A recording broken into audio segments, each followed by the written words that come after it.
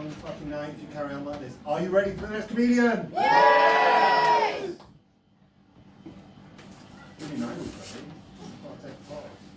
Right, give an absolutely massive round of applause, huge welcome, no private conversations, roll your feet for the absolutely wonderful Mr. Charlie Bond!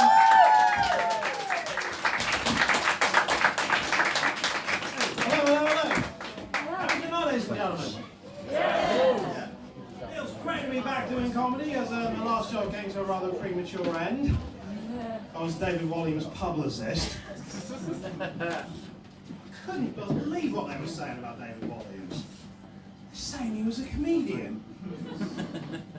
Did you know Chessington World of Adventures actually had a Walliams world? Yeah, based on his book series. Blimey, that was fun, didn't it? You think that's bad? You should see what's going on at Savile Row. Now, it is the job of every comedian to know where to draw the line. Well, I do. It's back there in the lavatory. I actually got kicked out of a party for doing coke, which was ironic because it was an 80s party.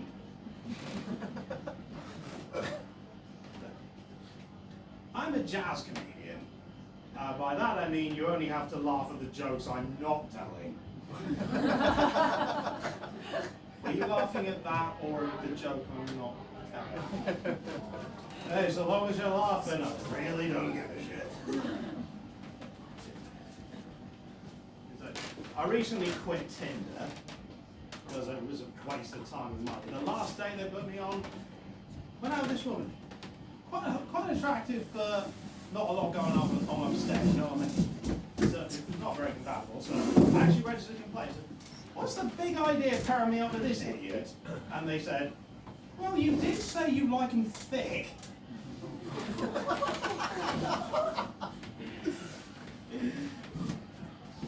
So it's a bit of a mixed evening today. On my way here, I saw a shooting star. Unfortunately, it was Alec Baldwin.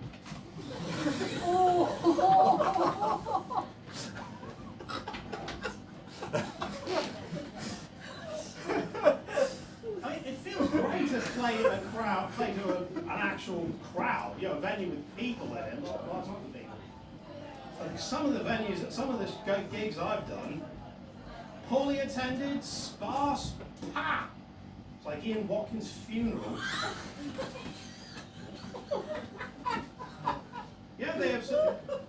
They haven't given any funeral details, but they've said he'll be buried in an unmarked grave. It'll be pretty easy to find.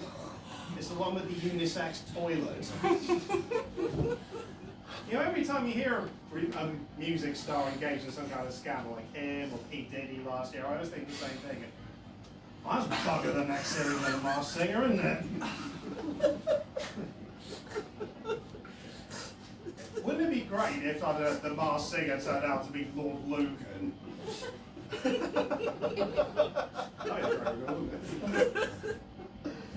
So I come from a town in Devon called Exeter, and they recently announced in my hometown that they were going to open a new chain of hairdressers and barber shops and salons. Ah, this must be the grooming gangs I've heard so much about.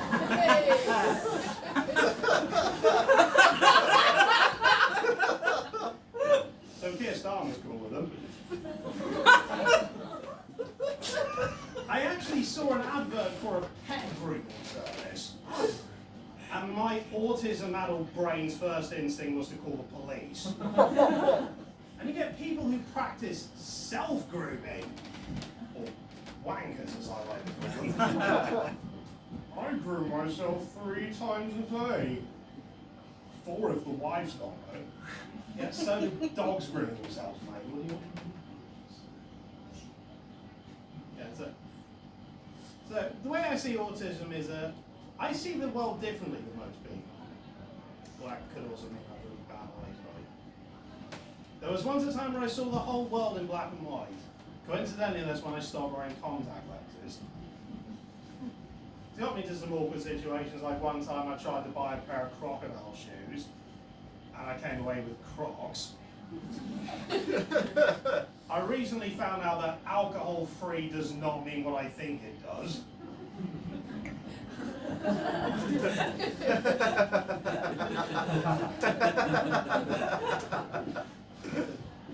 I actually offended somebody by telling me to give me some skin. How was I supposed to know he was a plastic surgeon? I'm terrible at dancing, so a friend of mine tried to encourage me. He said, "Shake what your mama gave you." And long story short, I've only got one older sibling.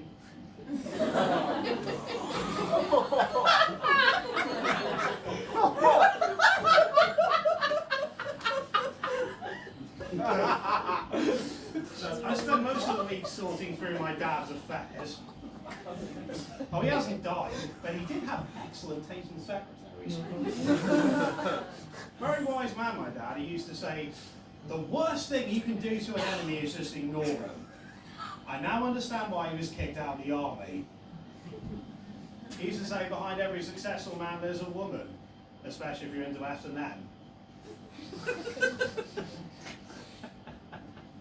He used to say, the best form of revenge is living well. Yeah, it makes for a boring movie, doesn't it? Hello, my name is Inigo Montoya. You killed my father. I've got therapy and I've done very well. He used to say that if somebody makes you laugh, you can forgive them for anything. Ah, the Russell Brand effect. Did you see the Dispatches documentary on him? I just read that. Oh, all the awful things he did. Blimey, encouraging people to vote Labour. Oh, did you see it in court? He brought a Bible to his trial and it got confiscated. Let that be a lesson, folks. Virtue signaling will get you absolutely nowhere. Dad used to believe that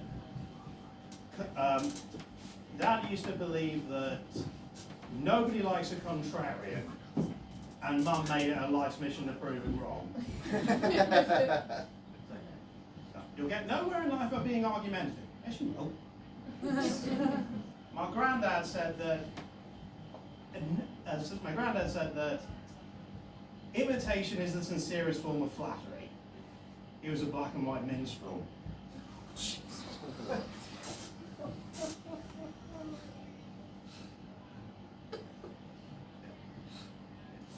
So I had a birthday a couple of months ago, and it was a fancy dress party, and somebody suggested we play hide and seek.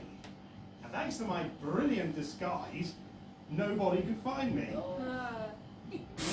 I went dressed as a clitoris. I saw a bunch of ladies in a schoolgirl outfit. I'm not really into that sort of thing. What do I look like? A fucking Radio 1 DJ? Yeah, I saw a documentary about Nickelodeon, the kids' TV channel. It's fascinating. They've had so many problems with people working on their teen sitcoms turning out to be perverts. Blimey, who do they think they are? The BBC? So one night, one gig I did, there was a sign outside the gentleman's lavatory. It said, "Out of order, please use disabled." Well, thank God a man in a wheelchair came by.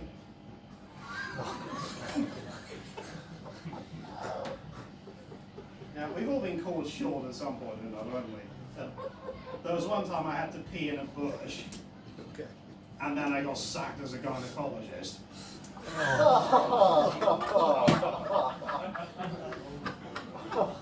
I did have some big name clients though. Katie Hopkins, Priti Patel, Suella Braverman, Jazane Maxwell. They all got rid of me for the same reason. It took one look up there. Fuck me, there is just no end to this cunt.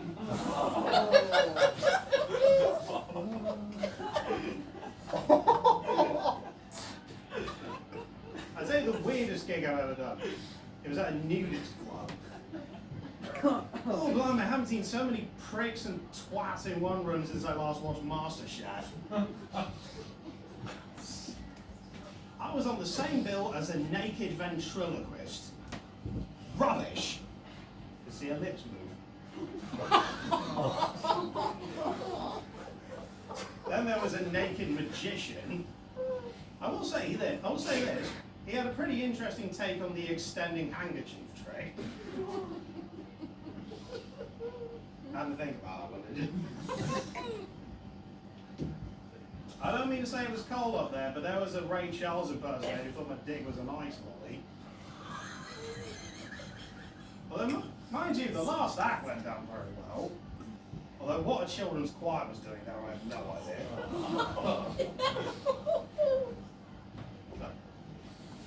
Do we have any couples in? Steady on. Don't want to jump into it.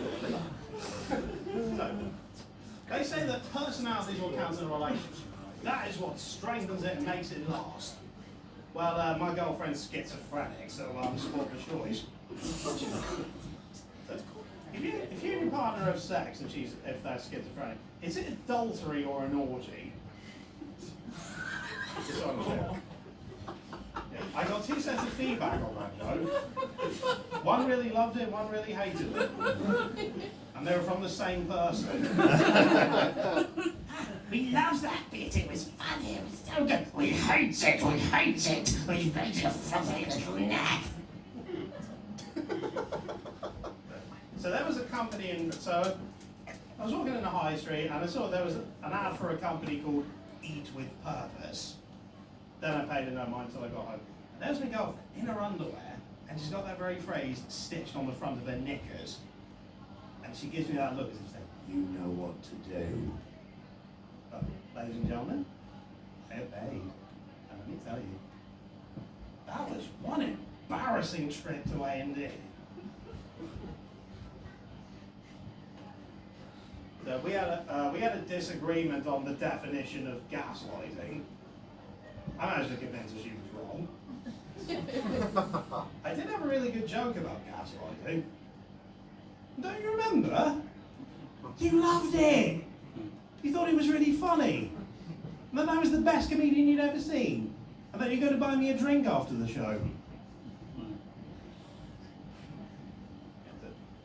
So we engage. So we've got a pretty open sex life. We've got lots of friends with benefits, universal credit mostly. One time we tried to host an orgy, complete disaster. Too many people came. And I gotta say, I haven't had this much sex since I was a hypnotist. I should not have told you that. You will forget that last joke. You will forget. You will continue to support local comedy. You will laugh really loud at all the other acts this evening. You will buy me a drink after the show. So I heard a rumour that sex helps you lose weight, so I tried to test it. I can confirm it is true, it does work. But on the downside, I can't go to the gym anymore. So I saw walk past a charity shop and they were looking for adult clothing. For some reason, they didn't want my gimp suit. Right, here's a question though. Have you ever given your penis a nickname? Okay, you won't be judged. I gave mine a couple. One time I called it Life, purely so I could say, life's hard. And another time I called it The Matter, purely so I could say, I have the matter in hand.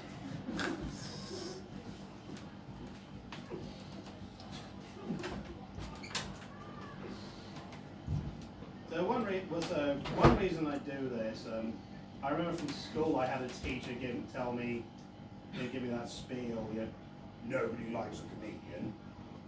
Because as we all know, geography teachers get all the pussy. And it wasn't easy being the only Jewish student in my school, but Did get lots of gold stars. I don't really like to talk. I don't really like to wear that on my sleeve because the last person made his out his head work.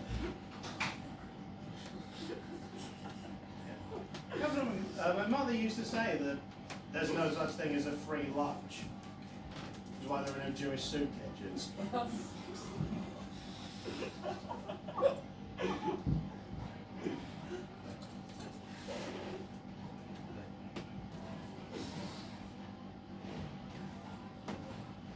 So, I'm going to leave you with some philosophy that my uncle gave me. He said, love is at its best when it takes you by surprise. And you believe it. He gets out of prison this year. Thank you very much. You've been marvellous. Peace out.